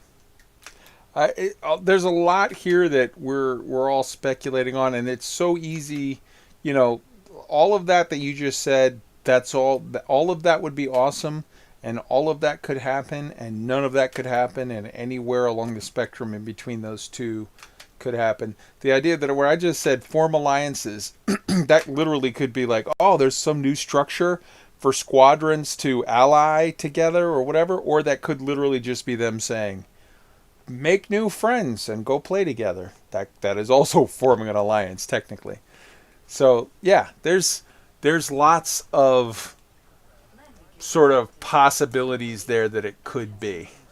And all of that is super fun. Like, if on any of it you get yourself wound up where you're like you're pinning all your hopes on something, you're being dumb. Or if you're like, oh, it didn't say this, therefore I'm pitching a fit, you're being dumb. Relax. There's a lot more information that's going to come between now and when it comes out, and we'll all take a look. But if you're not pinning your hopes and you're not being pissed off, but you're just doing what Tweak just did there, where you're letting your imagination run wild and going, ooh, what if? That would be cool. That's awesome. That is what we should all be doing right now, where we're just, man, let's have some fun with it. Let's spin our sort of daydreams of like, ooh, that would be cool. That would be cool. This would be neat. You know, I'm seeing in the chat, you know, oh man, I hope we get weather with the atmospheric landings and this, that, and the other. Like, let's look at the fact that all they gave us in the teaser trailer was a rocky, barren world. But back in 2017, when they announced fleet carriers the first time, the very first thing they had was like that ice planet. And it was supposed to be, you know, fleet carriers and ice worlds were going to come together. Well, they got separated at some point. But we know that they had been doing work on ice worlds. So there's absolutely no reason to think that, you know, that's not a thing that they've been working on. In which case, for all we know, the next trailer has an ice world. Or the next trailer maybe has a gas giant that you'll fuel scoop. I don't have my hopes up right now at launch for Earth-like worlds because honestly, I'm just thinking if they had it, put it in that first trailer, and everybody would have just been setting fire to their hair. Everybody would have been like, holy shit. But like, maybe, whatever. But I wouldn't be shocked at all to see atmospheric landings on rocky, barren worlds, ice planets, and gas giants right from the start with Odyssey. And then 6 to 9 months later, water worlds. And then 6 to 9 months later, a Earth-like world with just plants. And then 6 months later, you know, some sort of computer-generated fauna, some animals, whatever. And then months down after that, megafauna, some massive sort of, you know, how do I put it? Some big ass dinosaurs, or a big flying weird space dinosaur, space whale, whatever, that flies around inside of gas giants, you know, sort of swims through the gas, if you will, or some Loch Ness monster the size of, you know, 2 belugas stuck together that is just in the, you know, miles deep in some kind of water world, just waiting for you to come scooting by in your SSRV, your submarine, and then it comes and jacks you up. Like there's all kinds of things that could be coming with that, man. It would be super, super awesome. Gallagher's Champ is referring to the you know, that thing from back in the day where Braben was talking about, you know, hunting dinosaurs from your Cobra, like, or from your Sidewinder, like you're shooting at dinosaurs. And it's like, yeah, man, that could be very, very, very cool stuff. That could be very, very cool. All right, so yeah, there's lots of cool stuff that could be coming, and to me, like, it's right now is the perfect time to let your mind wander and to get excited. But it is the worst time to pin your hopes on shit, and it is the worst time to get outraged or mad. you don't have enough information. Don't fall into the too happy or too mad sort of side. Just let your mind play with it and have some fun, man. Right? Well, I mean, you can almost bank on the things that we're getting that they already put in there. You know, the social hubs, the stealth combat, the all-out combat. And You're right. one thing we haven't mentioned yet is the convergence of on-the-ground combat with SRVs and ships overhead that they say we're going to be doing too. So, I mean, that kind of stuff, they're going to be working into missions and things like that. I think that kind of stuff. How well it's executed, that's the question. Yeah.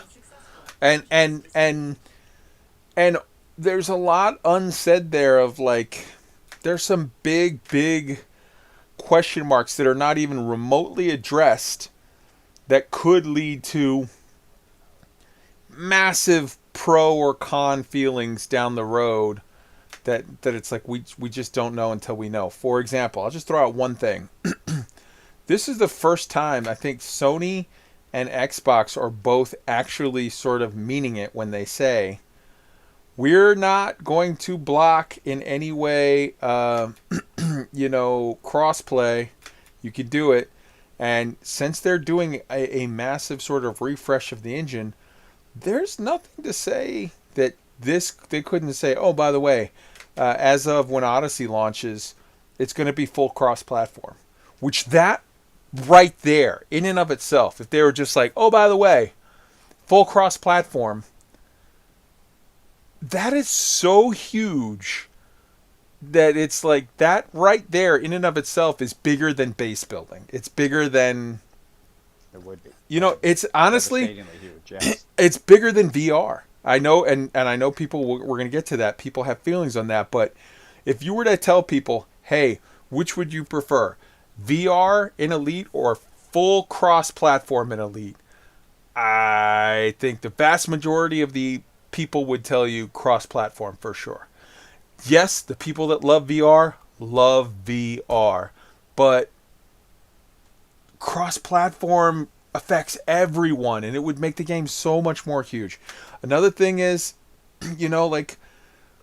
what if in the background of this is coming sort of some upping of the way they do their instancing or whatever, so that you can have more people together or whatever. Like, that is super, super huge in and of itself. There's so many, there's so many things. I think we haven't seen it yet, but like, there's no way we're going down on planets and doing stuff on planets without, we got to get new SRVs, right? And like, that's amazing. I hope we get some new SLFs. That would be... I don't even want to be in an SRV. I want to be on my feet. Yes and no. I want to be on a new SRV to the extent of, if you're talking about, you want to be on a new SRV if you're talking about stuff like, how do I put it? Like, oh, this one's a tank. Or, oh, this one is a hover bike that lets you whatever. Oh, this one is a mining vehicle that lets you mine or something on a planet. Like, there's cool stuff there. You're definitely going to want to do all of it. And how about that jetpack, man? That jetpack was just crazy good. I call it the Mass Effect Andromeda jump pack, which anybody that played that game, that thing was so handy to help get to higher places and different things. You couldn't actually fly with it, which I don't think we're going to be able to on this either. But it is a fun tool to... Some of the things that they mentioned in some of the posts, like about how there's going to be developer diaries and some of the, I guess, breadcrumbs I'm putting together is this starts to feel like back in the Kickstarter days, where every 4 to 6 weeks there was a new update on a new ship or a new mechanism or some aspect of the game. Like, there's so much for them to talk between now and when this launches. This is a really, I think, a rich opportunity for a really dense amount of community engagement with real content. So we've only had this one drop, so we've got one data point. I'll be curious to see if the coming ones are like here's the new armor color in the livery Oh, I for guarantee your you. new body armor, I or guarantee this you. here's the speeder bike. You know, like No. what's the trend going to be after you see 2 or 3 of these as far as how rich the content is? Yeah. No, I guarantee you there's going to be so many livery options, so many. Well, yeah, I'm not putting on the livery. I'm just saying if that's all they're talking about, that's a bit of a disappointment versus real meat and potatoes mechanics of the game and the content about here's a teaser on the new SRV and some new ships. We haven't heard anything about that. That could be coming. Who knows? Drop ships or some way to get mass groups of people around. I don't know. But that's the kind of content that you could be having some real wow moments every 4 to 6 weeks versus, here's Yeah. now it's a new kind of metallic orange you can use on your armor, sort of. Oh yeah.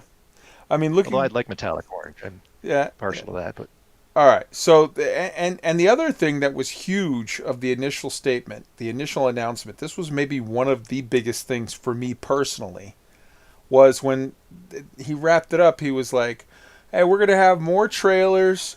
We're gonna have streams. We're gonna have information releases." And then he said, "And we're gonna have more dev diaries for you guys." Dev diaries coming back is so huge because it's like. yeah. Holy shit, man. That is yes, please. We need that. That is amazing, amazing, amazing stuff that honestly I hope we can get to a point where dev diaries shouldn't go away anymore. It should be we always have dev diaries from now on. Now, yes, tied to a major release, tied to a major launch. Okay, fine. More dev diaries. That's awesome. Give us one a week. Give us whatever. Give us ones on different things to highlight what you're doing. But also, just from now on, give us one a month of a dev diary. Even if it's just like, hey, man, we're going to show you this about the sound or this about lighting effects or this about, something. That I feel like Frontier, and I've said it before, if you look at the decisions they're making on staffing, if you look at the decisions they're making on being open and like reaching out and whatever, we're coming out of the dark days. The dark days were they got burned on a couple of things and they were keeping quiet and it was just real like sort of low key. We're done with that now. We need to be in a more open and engaged sort of relationship with Frontier, and I really hope that doesn't back down. I hope that from now on, this is a sign that all of our communications are just going to be a little not we know everything, not 100%, full disclosure at all times, but we need to keep more of an open dialogue than we had, say, last year. That's how I well, feel. like you said, I think Fee mentioned, it's a 5-year-old game, and this certainly gives a strong vote that it's nowhere near dead. I mean, they're putting lots of resources into it, and they've got lots of new things. Oh yeah. And here's the beginning of some proof. Even if Odyssey doesn't encompass the full spectrum of atmospheric landings on launch, even if it's just like, oh well, we started on it, I feel like it's a no-brainer that's where they should keep focusing their energy and keep bringing that. And if that is the case, then this is the biggest thing ever for Elite, as far as, I mean, other than launch. This is huge. This is the whole ball game. If you bring us the full spectrum of, if every planet in the galaxy becomes now a destination, and I'm talking water worlds, ice worlds, Mars-like worlds, Earth-like worlds, all of the, gas giants, all of the spectrum. Holy shit. That is just beyond huge. Beyond huge. So in sort of the afterglow of that whole thing, then we had sort of the next day's announcements. And the next day's announcements were, there were some people that were picking through the sort of the what is it, the wish list thing for Steam, the Steam announcement. and they were like, "Hey, it doesn't have the VR tag." And then they asked, like, "Hey, what's up with that? What's the deal with the VR on this?" And the next day there was sort of an announcement, and the announcement went like this: At this time, there are no plans to have VR for Odyssey content at launch. At this time, base building is not on the roadmap, and which is sort of interesting because the leak, the much vaunted leak that sort of turned out to be accurate in just about all other cases, was dead wrong on this. I submit to you that it's not that the leak was inaccurate. I submit to you that a year ago when that leak came out, probably base building was on the sort of on the drawing board, and that for whatever reason they scrapped it and said, well, maybe we'll get to that later, or maybe we just don't want to do that, but we don't want to do it right now, so we're taking it off the roadmap and we're focusing on this other stuff. And I feel like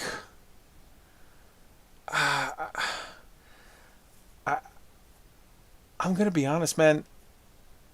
When a week or two ago, when someone was asking me, well, what do you want? Like, what if they can't do elite feat and base building? Which one do you want? Do you want elite feat or do you want base building?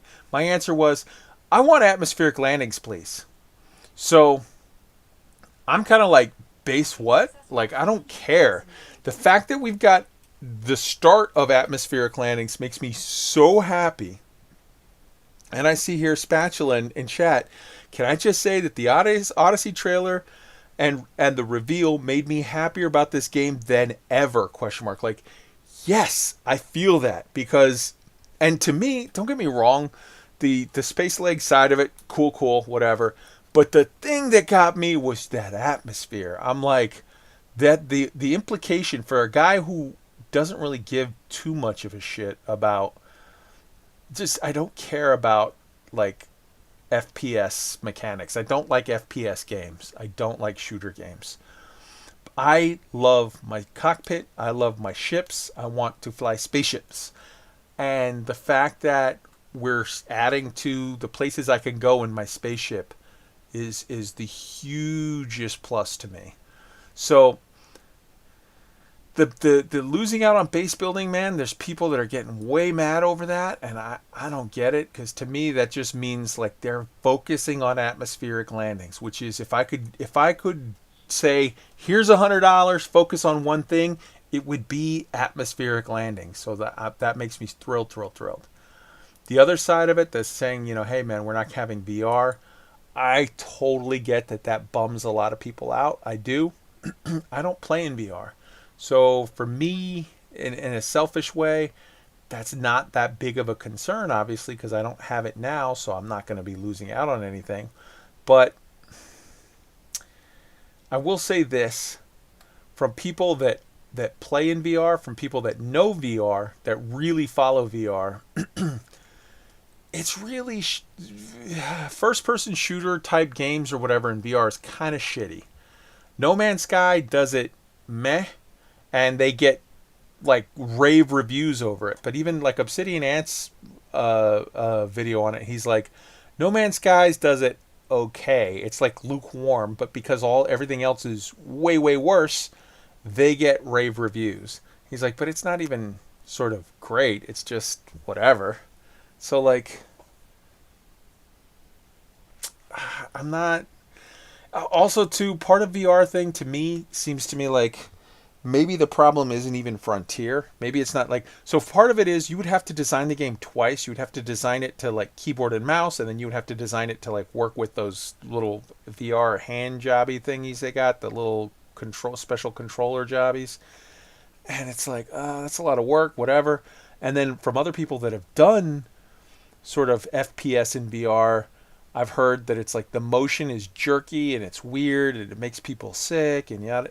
Like, so it could possibly be that Frontier gave it a go, looked at it, and then just said, man, we need another year or two to go by for VR gear, for the makers of VR gear, whether it's the Oculus, whatever the hell, or the Vive, blah, blah, blah.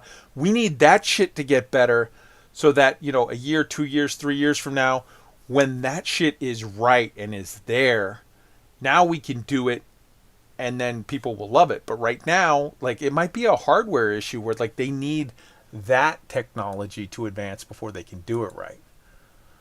What do you guys think on that? I can see a couple of. I think they're between a rock and a hard place on the VR thing. Like, I can see some obvious disconnects between what the VR community. And let me state up front, I'm not a VR player.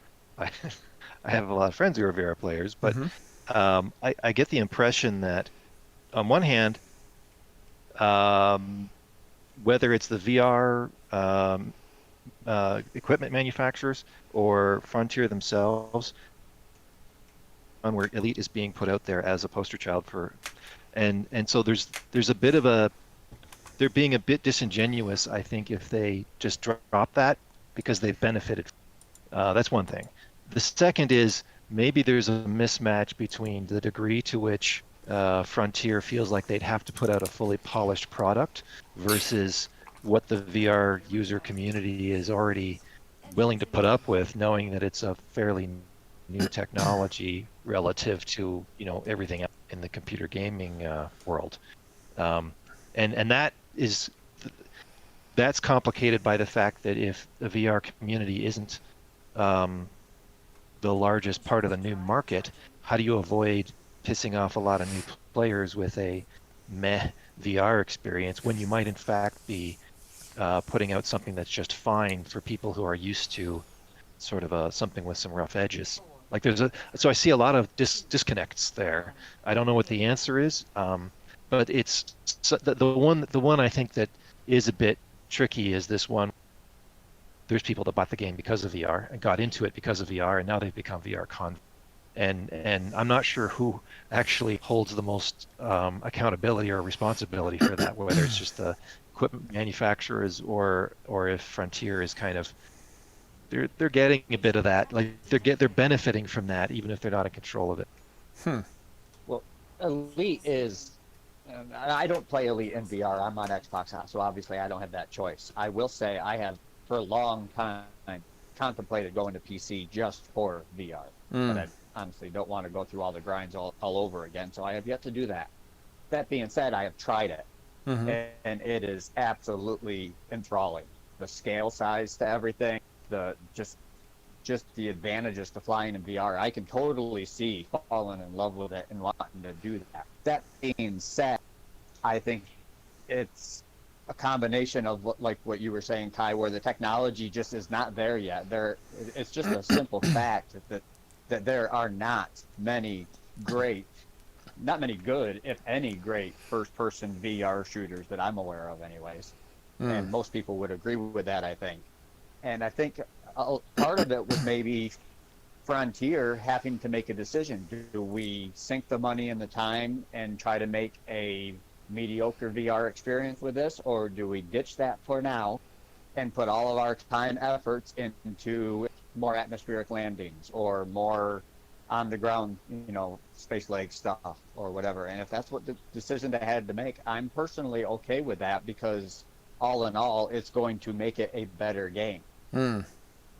And that's not to say VR won't be around 6 months down the line, a year down the line, 2 years down the line for it. But to me, the possibilities that I see Odyssey bringing to Elite Dangerous, when you think about what we can already do in Elite with our ships and with all the choices we have, what to do and the reality of it, I mean, it's a space sim that feels like a real life.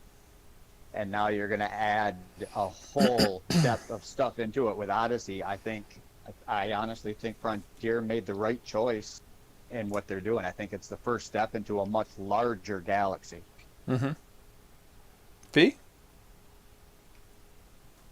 Yeah, I think, my takeaway listening to you guys talk about this really goes back to the foundational elements of this entire thing, right? The foundational elements of this entire thing is we have a video that is, a minute and a half, 2 minutes, and then we have a forum post and some other dialogues that have happened beyond all of this. And what has happened with all of this is our imaginations have run wild, and Frontier has had to respond to that. And as all of us have looked for the gaps, looked for the things that do not appear in the video or in the forum post or in the Steam wish list segment, that's what we've now gone through. So really, I'm going to go back to what I said before, right? This is only the launch teaser. There is potential here. To your point, Kai, the statements that have come from Frontier is at launch X will not happen or Y will not happen. The key piece for me and what I've picked out of those statements is at launch, right? At launch, these things will not happen, and the fact that, again, foundationally, we will start with something, but the opportunity to build from there is going to be there. So we just have to be patient again, and see what will come from this. And the fact that today we don't have the ability to put our space legs on the ground of a Mars-like world or an Earth-like world or any particular world right now, but that's what we're going to get in early 2021. I think we need to be patient. I think we need to work with Frontier on this. I think we need to be excited, as we all are, and just run with it. I think there is a tremendous amount of potential, and that potential is already coming out in the imagination that we all have. Just listening to you guys, you all have your own imagination that is speaking out here, and I think there are hundreds or thousands of us that are doing that right now. I think we've got to really work with Frontier and appreciate the fact, that was the other thing, just listening to you guys, appreciate the fact that Frontier is such a great company that listens to their fans. There are other companies out there that don't do that, and I know we all can speak to them, but then lawyers might get involved, and we've been burned, and I think we need to be appreciative of that. The fact that we've got folks from Frontier that are involved with us, and we talk to almost every day. We've got to appreciate that too. So I think, going back to Odyssey, I'm excited to see what's going to happen. Again, the imaginations of all of us are going to run wild. I'm just excited, plain and simple, to watch it happen. Right on. Okay. Well, so the last little bit of information that was on that was sort of, they said, oh, by the way, lifetime, this is a paid expansion. Lifetime pass holders LEPs will continue to get it. It's awesome. Yeah. I made that point earlier. Maybe I didn't make it well enough, but I absolutely see Galaga Champ saying in the chat, sitting on your butt in VR works great because you're already doing that. There's 2 points to that, Galaga. The first is absolutely 100%. When you're sitting stable and the only thing that's moving is your head on a swivel in VR, that's much easier to do because the rest of your body is staying motionless. When you're running to the left and looking to the right, that is much more likely to sort of add weird sort of issues and whatever. And then as you're moving, if you look, you have a gait, like you're when you're running, literally, like just mime running right now in your seat, your head sort of shakes left and right and whatever. That can be disorienting and kind of weird with VR stuff. On top of that, the other part that you don't mention there, Galaga Champ, is that not only is it that you're just sitting in a seat and your head is on a swivel, but you're also using a HOTAS or using mouse and keyboard or using whatever control scheme you use, but you're not controlling the ship with your little widget jobbies. And that also adds to the problem of, like, the way they did now for all of the existing content, they put in a VR sort of a VR view mechanic, but not a VR control mechanic. And if they were to do an FPS style whatever, people would want VR control mechanics, which would be, now Frontier has to like come up with multiple duplicate control schemes and then let you, do it this way, do it that way. It's a lot more work to get it right. I will Yeah, say, but go ahead. I was just going to say, Kai, I think we've got that already, man. I think if you think about the flight mechanic versus the SRV mechanic is something that we already have to deal with. And I think it was you a couple weeks ago that mentioned that you've got one controller set up for driving the SRV and another controller set up for flying the ship. And really what's going to happen, VR or not, is that we all may find ourselves doing that. And the FPS mechanic gets introduced to the game, I personally will definitely be switching to keyboard and mouse. Played an FPS.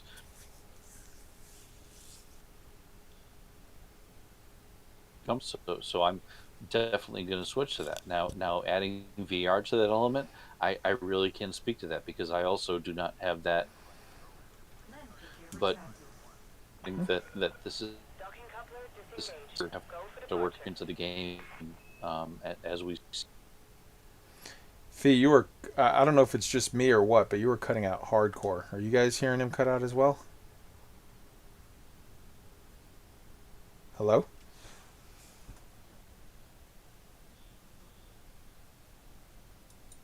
Hmm.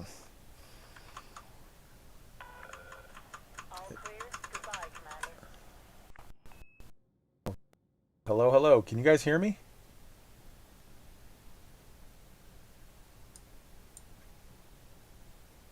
Hmm. 1 second.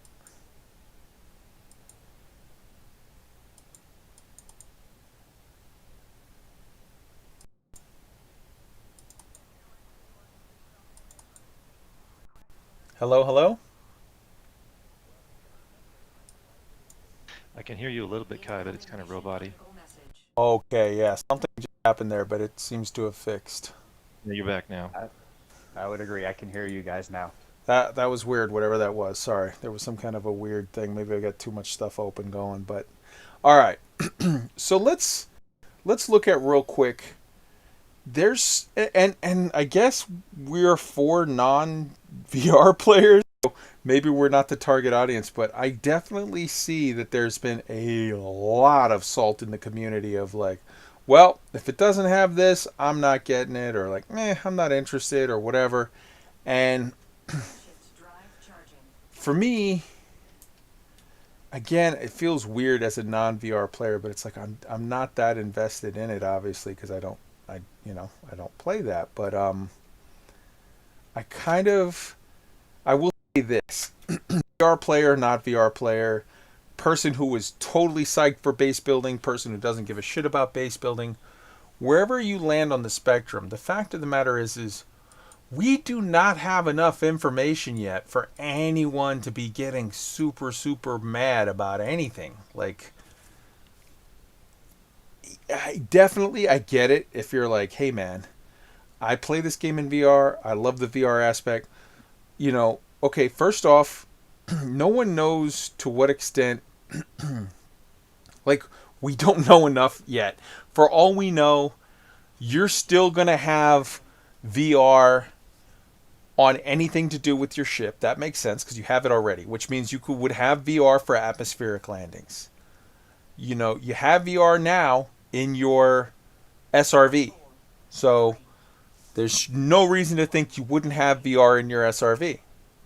The only thing that it makes sense to think you would not have VR for is the on foot part, which you could potentially, and we don't know yet. We will find out over the next coming days and weeks and months as we get more information. It could turn out that of all of the content in Odyssey, the VR works for 90% of it. The VR works for landing in an atmospheric world with, in your ship. The VR works in your SRV. The VR works in the weird player hubs or whatever. The VR works in here. The VR works in there. The VR works for basically everything. I'm not saying that this is what it is, but I'm saying that this is what it could be. It could be that the VR works for 90% of all of that stuff. It just doesn't work on your feet. In which case, I submit that if a VR player who is a perfectly happy Elite Dangerous player today gets atmospheric landings in VR, gets, you know, SRV driving in VR and atmospheres, and that could mean a year from now. It could mean on launch. We don't know. You know, that means you're driving around on an Earth-like world, or that means you're scooping at a gas giant, or all of these other things. It might be that VR players will be significantly more happy with Odyssey than what they think they're going to be right now. I don't see, and I'm not a computer programmer, so maybe I'm just dead wrong in how I'm looking at it, but I don't see why a VR pilot playing Elite Dangerous Horizons would not still have full VR functionality on Elite Dangerous Odyssey content when they're in their pilot seat, when they're in their cockpit. In which case, it may well be that you guys are getting super butthurt early, and that 90% of the stuff you want, you're still going to have. So just relax. But the point is, whether it could be that, it could be not that, but the fact of the matter is, you know, we don't know enough yet. So maybe it'll be bad. Maybe it'll be great. I don't know. Look, I agree that there's not enough information, and we'll see how things, we'll see how things roll out and for future teasers and dev diaries and so forth, and people can then be more appropriately calmed down or more appropriately upset as things come into focus. One thing I'd point out though is if you compare VR to base building, which was the main things in that message, base building is a gameplay choice. VR is a technology, and unless you think VR is a fad, it's going to be growing across gaming platforms and gaming experiences. And to the degree that Elite is a bit of a poster child for it, I'd be surprised if it didn't, somehow work itself out. I mean, they did change. There is different language, right? Mm-hmm. The base building, they said it's not on the roadmap. VR, not compatible at launch. We're big fans of it. Like, okay, those are I think qualitatively different, teaser approaches, if you will, little releases of information about those two different topics. While I agree with that, and they even said that they are such big fans of it, but they could not envision it working properly with what they've got going on. Yeah, that's about managing expectations, right? While I agree with everything that you just said, I will point this out. That wording is the exact same wording that they used on launch with PlayStation, saying we absolutely love VR, we would love to have VR on the PlayStation, but at launch we do not have the capability, whatever. And it's been a while that VR that PlayStation has been on Elite Dangerous, or Elite Dangerous has been on PlayStation rather, and they still don't have it. But again, I don't see that. You're absolutely right when you say they're saying flat out they're fans of it. I don't see this being a situation of them saying we're not interested in it. I see this being a situation of them saying we can't make it work good, and so we're not going to do it right now. It could be that they need more something, or it could be that the technology needs to mature a little bit more to the point where they have it matured enough that when you're sitting in a vehicle and it's just your head as a single point on a swivel, that works. But I guess when you're jostling around and you're moving this way and that, and you're doing sort of free motion in a first-person shooter style situation, it's just not there. Or at least it's not there in a way that's compatible with what they're doing. But again, man, listening to Loose Screws the other day, and I love Trax, but listening to Loose Screws the other day and hearing Trax be so discouraged made me discouraged, and I just wanted to reach out. I wish I was on the air at that moment, because I really wanted to say to him, dude, 90% of what you enjoy in this game, 100% of what you enjoy in this game right now is you in the pilot's chair or you in the driver's seat. I don't see any significant change in the technology of saying, well, we can't do a VR in an atmosphere, like VR in an atmosphere doesn't change anything. What changes in the VR is the aspect of interaction. So for all of you VR players out there that are super, super bummed, just ask yourself for a moment, does it make more sense to say that they're just going to have zero VR in any Odyssey content? Or that they kind of worded that, they could have worded that a little bit better, and that what they meant to say is you will have no VR content at launch for your walking around bits, for your space leg bits. To me, it seems incredibly stupid to think that they wouldn't have VR for all of your ship flying stuff, including ship flying stuff that's new content. And it seems incredibly stupid to think that they wouldn't have or VR for all of your vehicle stuff, whether that's an SRV or they come out with some new drone hover bike jobby or new SLF or new whatever. If you're in a vehicle sitting down, I think the VR sort of translates one-to-one directly across. Whether you're on a ice planet or a rocky world or a fucking Earth-like world, I don't see any difference there. The difference and the problem and the roadblock is on foot. So the fact of the matter is it could be that the VR players are super happy when it dawns on them that it's like, oh, wait a second, you mean 90% of this game I'm still going to be in a seat of some form. It's only to the last 10% I'm on foot. I'm okay with that. I can give up that one little bit, you know? I guess we'll see. Yeah. Hopefully we'll have more clarity on that. Yeah. Yeah. Time will tell. It's a game about fun, and it's hard to tell people how they should feel about that. So No. I'm hoping there's more clarity. Because if I had just bought a VR rig, I would be disappointed. I'll just put that out there. I'd be disappointed because there seems like there's such an emotional thing. It's not like having a screen with higher refresh or more resolution or an awesome HOTAS. There's a qualitatively different experience people with VR are having, and it's like apparently very emotional and very compelling. And hopefully it's not going away. So. But will you at least grant me this premise? It's too early to be upset. Wait and see. Once you get the details, then you can be upset. I wouldn't tell people how to feel, but I'd try to encourage them and say, look, this is one data point, so let's stay tuned and see what comes next. If we get 5 of these data points in a row, then all right, stand back. But let's see. Fair enough. All right. So the last thing, and let's sort of wrap it up on this. The last thing that was announced is, and this just happened, they did, I think it was earlier today, Frontier has a new contest going on, and in that contest they're doing like a giveaway for a very cool computer, a top-of-the-line whiz-bang computer with all kinds of stuff, and it's in a special case, and the case is like all lit up, and it does all the shit, and it's got Odyssey on it, and the logos, and cool graphics, and of course it's top of the line, so everybody, you can look for it on the Steam thing, you can look for it in Frontier on the forums, you can look for it, they tweeted it, you can look for it every which way, but go and do all of the crap, sign up for all the things, because it's just awesome.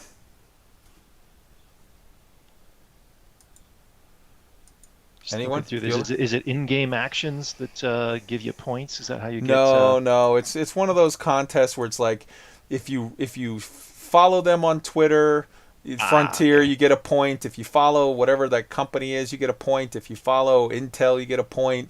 If you go to their YouTube, you get a point. If you go to their Facebook, you get a point. It's like 10 different categories. You can get a point, and like each point is like an entry, and then it's going to be like hundreds of thousands of people are going to buy, not buy, you get them for free, but you're going to get, millions of raffle tickets, and then they're going to pull out a number and ta-da, somebody won a thing. Cool. Yeah. Cool.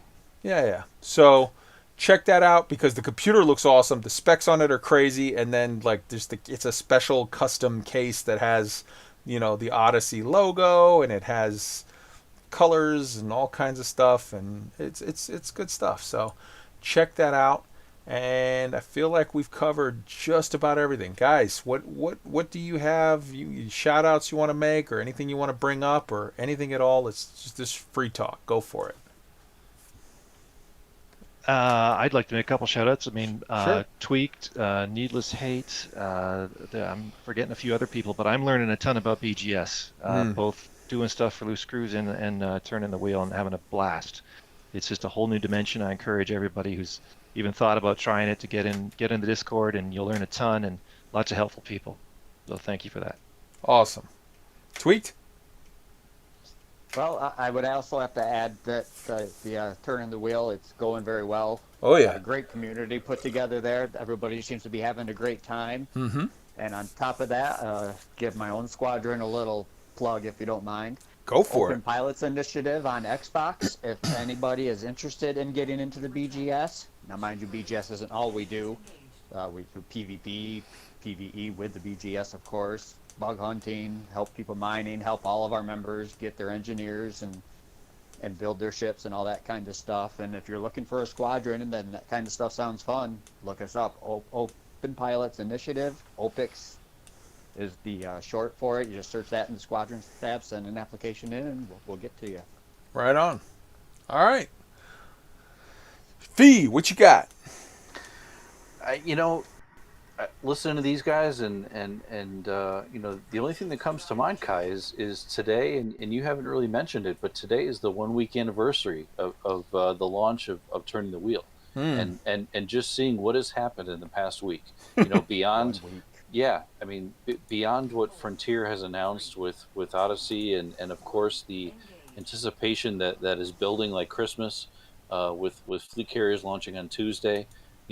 Seeing what has happened with the community coming together for Turning the Wheel has been amazing. So, I think shout outs to everybody that has come to participate, and the level of participation that has come into the Elite Week Discord to contribute to the BGS and really say, what can I do to help, has been amazing. So thanks to all those people, and really just it's been great to see everybody stepping up, and as I mentioned, I think in the past stream, it's good to see a community goal come out of the community and bring the community together. So this just really speaks to what an awesome game we all get to play. Jesus, you're right. That's crazy. It feels like that was a month ago. That was a week ago today. Well, so Tweaked and I have been doing a lot of stuff. Tweaked is one of the main guys. We've got Tweak, we've got Crypto, we've got a couple others that we're trying to not, like, I don't want to blow up their stuff, like if they want to come out and say, but we have a handful of guys, but Tweaked is one of them, and man, we've been doing a lot of stuff on this project. So yeah, man, Getting everybody pointed the right direction and everything. It's been a lot of fun getting to know people, and I think it's going well. And literally over 400 people have joined the Discord for this project. It's been, in the last week, it has been crazy. Yeah, the community has definitely embraced it, no doubt about that. And we're having fun. I'm seeing people. I'm going to different places and seeing, I shout out a lot for the Dark Wheel, and I'm seeing other people, and I'm seeing stuff posted on the live stream that they did this week. Alec Turner. Many people. Alec was definitely one of the people, but many people were in that live stream. I saw people that were like, Turning the Wheel, the Dark Wheel, what about this, what about that? And it was like, and they, they had their hands full. I don't think they sort of noticed much of anything because they were busy sort of deflecting, everything, all kinds of stuff and dealing with issues on Odyssey. But, I feel like this is caught on in a very real way, and I'm super, super psyched. So for all of you guys who might be sort of, I joined the Discord because of, the project, and now, you do YouTube, you have a podcast, you have whatever.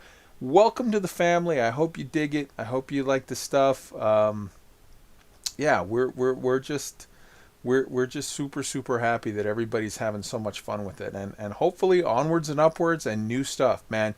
If a month from now we're doing the stream where it's like, hey man, this is the week where we found out a thing and something big happened and changes the game, that would be amazing. That would be cool. And if not, we're going to keep trying and we're going to keep having fun. And, you know, we're going to keep our eyes open and our ears open and looking for more stuff on Odysseys. I'm super, super stoked for Dev Diaries coming back.